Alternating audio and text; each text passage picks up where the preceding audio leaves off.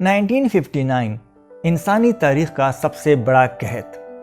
اگرچہ خشک سالی اس میں ایک معاون عنصر تھی، لیکن یہ ساری تباہی انسانوں کی پیدا کی ہوئی تھی اور اس کی سب سے بڑی ذمہ داری ماؤ زے تنگ پہ عائد ہوتی ہے۔ ہم کبھی بھی ہلاکتوں کی صحیح تعداد معلوم نہیں کر پائیں گے، لیکن آبادیاتی تمرینوں سے پتہ چلتا ہے کہ اس میں کم از کم 55 ملین لوگوں کی اموات ہوئیں۔ السلام علیکم دوستو، اتنی بڑی تباہی، اتنا بڑا نقصان، ایک ایسی قوم جس نے اتنا بڑا نقصان اٹھایا، لیکن اس کے باوجود وہ پرسسٹنس رہا، وہ مستقل مزاج رہا، انہوں نے ترقی کی اور آج دنیا کے نقشے پہ سب سے امیر ترین ملک بن گیا۔ 2 نسلوں کے بعد چین نے ابھی تک قحط کی وجوہات اور نتائج کا کھل کر جائزہ لینا ہے۔ 40 سال پہلے چین دنیا کی سب سے بڑے قحط کے درمیان تھا۔ 1959 کے موسم بہار اور 1961 کے اختتام کے درمیان تقریباً 30 ملین چینی بھوک سے مر گئے اور تقریباً اتنی ہی تعداد میں پیدائشیں ضائع یا ملتوی ہوئیں۔ یہاں پہ اموات کی جو فگر سامنے آتی ہے وہ مختلف ہے۔ کسی جگہ پہ اس کو 30 ملین، جبکہ کسی جگہ پہ 40 ملین، جبکہ کسی جگہ پہ 55 ملین تک کی اموات کا بتایا گیا ہے۔ قحط کی بہت زیادہ نظریاتی وجوہات تھیں، جو کہ 2 عالمی جنگوں کے ساتھ ساتھ اس کی ایک اہم مثال کے طور پہ درجہ بندی کرتے ہیں، جسے رچرڈ ہورٹز نے عوامی انسانی موت کا نام دیا، جو شاید 20ویں صدی کی اموات کی سب سے زیادہ نظر انداز کی گئی وجہ ہے۔ 1980 کی دہائی معاشی طور پر کامیاب ہے اور مناسب مقدار میں خوراک پیدا کر رہا ہے۔ اس کے باوجود اس نے ابھی تک اس بے مثال سانحہ کا کھلا تنقیدی جائزہ نہیں لیا۔ قحط کی ابتدا ماؤ زے تنگ کے اس فیصلے سے کی جا سکتی ہے، جسے چین کی کمیونسٹ پارٹی کی قیادت نے گریٹ لیپ فارورڈ شروع کرنے کے لیے سپورٹ کیا۔ ملک کی بہت بڑی آبادی کا یہ بڑے پیمانے پر متحرک ہونا صرف چند سالوں میں معاشی ترقی کو حاصل کرنا تھا، جس کو پورا کرنے میں دوسرے قوموں کو کئی دہائیاں لگیں۔ دھوکہ دہی کی کوشش کھیتوں میں کام کرنے کے بجائے لاکھوں کسانوں کو لوہے اور چونے کے پتھر کے مقامی ذخائر کی کان کنی کرنے، کوئلے کے لیے درخت کاٹنے، مٹی کی سادہ بھٹیاں بنانے اور دھات کو گلانے کا حکم دیا گیا۔ اس جنونی انٹرپرائز نے اسٹیل نہیں بنایا، لیکن زیادہ تر ٹوٹے ہوئے کاسٹ آئرن کی گانٹیں جو سادہ ٹولز کے لیے بھی نامناسب تھیں۔ کسانوں کو تمام نجی خوراک کی پیداوار ترک کرنے پر مجبور کیا گیا اور نئی تشکیل شدہ زرعی کمیون نے کم زمین پر اناج کاشت کیا، جو اس وقت چین کی 80% سے زیادہ غذائی توانائی کا ذریعہ تھا۔ اس کے ساتھ ہی اجتماعی کھیتی کی برتری کو ظاہر کرنے کے لیے ریکارڈ اناج کی کٹائی کی من گھڑت رپورٹیں جاری کی گئیں۔ پھر ان مبالغہ آرائیوں کا استعمال شہروں کے لیے اناج کے زیادہ حصص کی ضبطی اور مفت کھانا پیش کرنے والے فضول اجتماعی میں ہالس کے قیام کو جواز فراہم کرنے کے لیے کیا گیا، اور چونکہ 1958 سے پہلے خوراک کی طلب اور رسد تقریباً برابر تھی۔ 1959 کے موسم بہار تک چین کے 1/3 صوبوں میں قحط پڑ گیا۔ بنیادی طور پر ایک سماجی تباہی کے طور پر قحط نے کوتاہی، کمیشن اور فراہمی کے واضح نشانات دکھائے۔ یہ تینوں صفات تمام جدید انسانوں کے بنائے ہوئے قحط میں دہرائی جاتی ہیں۔ سب سے بڑی غلطی چین کے حکمرانوں کی قحط کو تسلیم کرنے اور فوری طور پر غیر ملکی خوراکی امداد حاصل کرنے میں ناکامی تھی۔ قحط کا مطالعہ ظاہر کرتا ہے کہ حکومت کا کارروائی کرنے کا فیصلہ کرنے کے بعد کس حد تک کتنا جلدی روکا جا سکتا ہے یا اسے ختم کیا جا سکتا ہے، لیکن چینی حکومت کو عمل کرنے میں تقریباً 3 سال لگے۔ کھانے پینے کی نجی پیداوار کے تمام ذرائع چھین لینا، کسانوں کو بد انتظامی سے محروم کمیونز میں مجبور کرنا اور خوراک کی برآمدات جاری رکھنا کمیشن کی بہترین حرکتیں تھیں۔ شہروں اور حکمران اشرافیہ کو خوراک کی ترجیحی فراہمی انتخابی فراہمی کا جان بوجھ کر عمل تھا۔ یہ اقدامات حکمرانوں سے گورنروں کی سیاسی بیگانگی کے درمیان اہم ربط کے بارے میں سین کے مقالے کی بہترین مثالیں ہیں۔ قحط کی براہ راست سزا لوگوں کے ایک گروہ کے ذریعے برداشت کی جاتی ہے اور سیاسی فیصلے دوسروں کے ذریعے کیے جاتے ہیں۔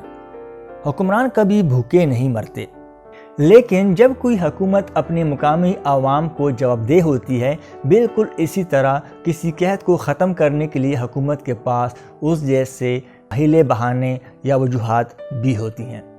جمہوریت انتخابی سیاست کے ذریعے قحط کی قیمت حکمرانوں کو بھی دیتی ہے۔ موسم نے صرف مصائب کو بڑھا دیا۔ سرکاری اکاؤنٹس اب بھی قدرتی آفات کو مصائب کا ذمہ دار ٹھہراتے ہیں، لیکن چین کے اپنے اعداد و شمار اس وضاحت کو غلط قرار دیتے ہیں۔ بلا شبہ 1960 کی خشک سالی سے سب سے زیادہ متاثرہ صوبوں میں اناج کی سپلائی کو کم کر دیا ہوگا، لیکن بذات خود اس کی وجہ سے صرف ایک چھوٹا سا حصہ ہوا ہوگا۔ 1990 کی دہائی کے دوران چین کی جدید تاریخ میں بدترین خشک سالی اور سیلاب نے ملک کی مناسب خوراک کی فراہمی پر صرف ایک معمولی اثر ڈالا۔ صرف 1961 کے بعد زیادہ عقلی معاشی پالیسیوں کی طرف واپسی بشمول اناج کی درآمدات نے قحط کا خاتمہ کیا۔ چین کے دنیا کے لیے کھلنے سے کلیدی فرق پڑا۔ 1972 میں امریکی صدر نکسن کے بیجنگ کے دورے کے بعد جو پہلا تجارتی معاہدہ ہوا وہ دنیا کے سب سے بڑے اور جدید ترین امریکی ڈیزائن کردہ نائٹروجن کھاد پلانٹس میں سے 13 کا آرڈر تھا۔ اس کے بعد اس طرح کے پودوں کی مزید خریداری ہوئی اور چین نائٹروجن والی کھادوں کا دنیا کا سب سے بڑا پروڈیوسر بن گیا۔ ماؤ کی موت کے 3 سال سے بھی کم عرصے بعد 1979 میں کمیونسٹ پارٹی کے اصلاح پسند دھڑے کی طرف سے شروع کی جانے والی پہلی بڑی تبدیلی زرعی کمیونز کو تحلیل کرنا اور کھیتوں کی مفت قیمتیں تھیں۔ 1984 تک شہروں میں تمام خوراک کا راشن ختم کر دیا گیا اور چین کی اوسط فی کس خوراک کی فراہمی جاپان کے آرام دہ اوسط کے 5% کے اندر پہنچ گئی۔ قحط کی حد میں ملک کی پہلی انتہائی قابل اعتماد آبادی کی مردم شماری سے ایک 1982 سال کی عمر کی تقسیم کی اشاعت تک قحط کی اصل حد دنیا کے سامنے نہیں آئی تھی۔ ان اعداد و شمار سے 1959 اور 1961 کے درمیان زیادہ اموات کی کل تعداد کا اندازہ لگانا ممکن ہوا، اور امریکی ڈیموگرافروں کے پہلے حساب سے یہ تعداد 16.5 اور 23 ملین کے درمیان بتائی گئی ہے۔ اصل تعداد کیونکہ چینی قحط کے 3 سالوں کے سرکاری اعداد و شمار زرخیزی میں کمی اور شرح اموات میں اضافے دونوں کو بہت کم سمجھتے ہیں، اور اس لیے کہ ہم ان اہم اعداد و شمار کو درست طریقے سے دوبارہ تشکیل نہیں دے سکتے۔ درستگی کی کمی توقع کے مطابق ہے۔ بڑے قحط کی وجہ سے مرنے والوں کی تمام تعداد میں غلطی کے بڑے مارجنز ہیں۔ بے مثال تشہیر کے درمیان رونما ہونے والے واقعات کے لیے بھی یہ سچ ہے۔ صومالیہ میں 1991 کے قحط کے دوران بیماری، اموات اور غذائیت کی حیثیت کی ایک مربوط تصویر کو جاننے کی کوشش 23 الگ الگ فیلڈ سٹڈیز پر مبنی ایک کوشش ناکامی پر ختم ہوئی۔ خلیجی جنگ کے بعد اقتصادی پابندیوں کی وجہ سے کھلی بحث کی ضرورت ہے، لیکن اضافی معلومات کی کوئی مقدار اور کوئی نیا یا زیادہ نفیس آبادیاتی تجزیہ بنیادی نتیجہ کو تبدیل نہیں کر سکتا۔ ماؤ کی فریبکار پالیسیاں انسانی تاریخ کے سب سے بڑے قحط کی وجہ بنی۔ پھر بھی 20ویں صدی کے دوسرے عظیم قحط کے برعکس چینی قحط کی وجوہات اور اس کے گہرائی اور مدت کے لیے ذمہ داری کے انتصاب پر مصیبت زدہ قوم میں کبھی کھل کر بات نہیں کی گئی۔ چینی ماہرین کے ایک تنگ دائرے سے ہٹ کر قحط کو مغربی اسکالرز اور سیاستدانوں نے بھی عملی طور پر نظر انداز کیا ہے۔ اخلاقی جانچ اور تاریخی بندش کی ضرورت ظاہر ہے۔ آخرکار ملک کو اس سانحے کے اسباب اور نتائج کا جائزہ لینا پڑے گا، جس کی شدت چین کو پچھلی 2 صدیوں کے دوران دیگر تمام قحطوں کی مجموعی تعداد سے زیادہ ہے۔ یہ قحط اتنا طویل کیسے رہ سکتا تھا؟ پارٹی اور ریاستی بیوروکریسی میں اتنے سارے لوگوں کے کاموں کو صرف اور صرف اپنے لیڈر کو ٹھہرا کر معاف کرنا کتنا قابل عمل ہے؟ کیا ان کے پاس اس کے سوا کوئی چارہ نہیں تھا کہ وہ احکامات کی پیروی کریں اور اس پر عمل کریں؟ اکثر مزاحمت، بیہودہ اجتماعیت اور اناج کی کٹائی کے خلاف فصل کے اعداد و شمار کو غلط ثابت کرنے اور واضح طور پر بھوکے کسانوں سے زبردستی اناج چھیننے کے۔ جرمنی نے 2 نسلیں تاریخ کی ہولناکیوں کو سمجھنے اور اس کی خطاؤں کا کفارہ ادا کرنے کی کوشش میں گزاری ہیں۔ اسٹالن کی موت کے فوراً بعد روس کو اپنے تاریک ماضی کا سامنا کرنا شروع ہو گیا۔ جب خروشیف نے گلاگ کے دروازے کھولے اور ریڈ اسکوائر کے مقبرے سے آمر کی خوشبودار لاش کو ہٹا دیا، چین کی باری ابھی آنی ہے۔ اگرچہ ہم سب جانتے ہیں کہ اس طرح کے حساب کتاب اتنی جلدی نہیں ہوا کرتے، لیکن بچ جانے والے لوگوں کے جو رشتہ دار تھے ان کے ساتھ جو ان کی براہ راست یادیں ہیں وہ ساری کی ساری ضائع جائیں گی۔ بلا شبہ چینی کمیونسٹ پارٹی اور اس کے بہت بڑے خفیہ پولیس آلات کے آرکائیوز آخرکار کھولے جائیں گے اور برآمد ہوں گے، جیسا کہ 1991 سے روس میں مختلف پارٹیوں کے آرکائیوز کو کھولا گیا تھا۔ ان کے کچھ طویل پوشیدہ راز، بہت سے حقائق جو ہم کبھی نہیں جان پائیں گے۔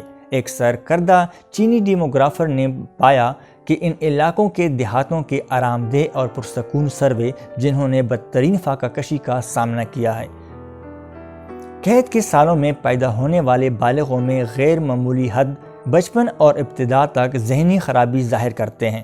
بچپن کے دوران ذہنی صلاحیتوں کی نشوونما کے لیے غذائیت کی اہمیت کو دیکھتے ہوئے یہ ایک قابل قیاس سانحہ تھا۔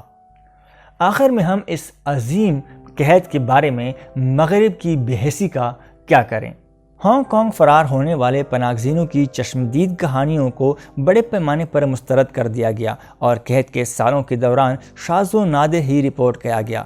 2 نسلوں کے بعد ایک صحافتی اکاؤنٹ مغرب میں قحط پر شائع ہونے والی واحد کافی جامع جلد ہے۔ ناقابل یقین بات یہ ہے کہ نیو انسائکلوپیڈیا پر ٹانیکا کا 1997 کا ایڈیشن گزشتہ 200 سالوں کے قحط کی فہرست میں بھی تباہی کو درج نہیں کرتا۔ قحط کی گہرائی میں علمی تاریخ لکھی جانا بھی باقی ہے۔ ایک ایسا سانحہ جس میں 55 ملین لوگوں کی اموات ہوتی ہیں، لیکن اس کے بعد بھی وہ قوم زندہ رہتی ہے، اس کے بعد بھی وہ قوم اپنی محنت جاری رکھتی ہے اور آج وہ قوم دنیا کا امیر ترین ملک بن جاتا ہے۔ یہ کیسے ممکن ہے؟ اس کے دوسرے پارٹ میں ہم یہ ڈسکس کریں گے۔